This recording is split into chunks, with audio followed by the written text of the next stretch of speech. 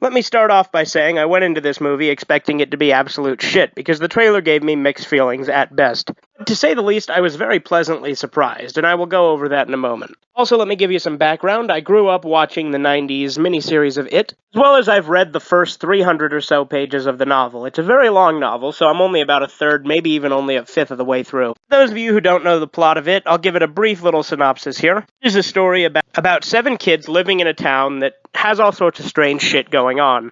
Children start to go missing, and they notice that it happens every 27 years. And of course, the creature that's taking the children often takes the form of a clown known as Pennywise the Dancing Clown. So the whole point of it is for the kids to stop this thing and save their town. This movie only covers the first half of it, meaning it only covers when they're kids rather than the parts where they're adults. Whereas the novel jumps back and forth constantly, and the 90s miniseries is half of it is when they're kids and half of it is when they're adults. I think it was definitely the right move only covering the kid parts in this, because that way they can do the second movie and dedicate more time to each half.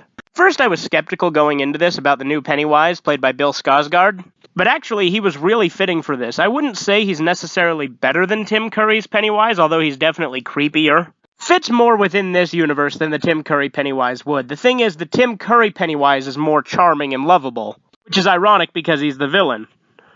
That's because it's Tim Curry, and it's hard to hate Tim Curry in any character role.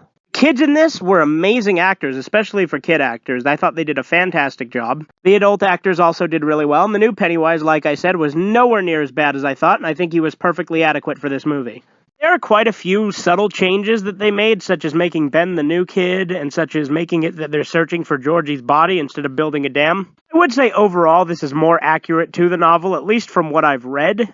And I would say at least it's tonally more similar. I also think the casting for the kids was absolutely perfect. And I would be so bold as to say this is probably the best, at least horror-based Stephen King movie. It's definitely not better than Shawshank Redemption or Green Mile, but it's definitely his best horror-based adaptation. With The Shining kind of coming in close, so it's hard to say with that, but most of them are not as good as this. I would also say this is definitely better than the miniseries, which I did not expect it to be. There's also a lot of nice little Easter eggs in this if you've read the book that you'll get that are a nice call out to those fans, as well as even a couple Easter eggs referencing the 90s miniseries. Say the atmosphere on this is pretty identical to the atmosphere in the book, so it's very, very true to its source material, even with the changes it has.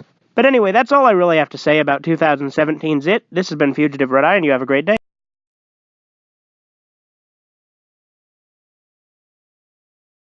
Subscribe to Fugitive Red Eye.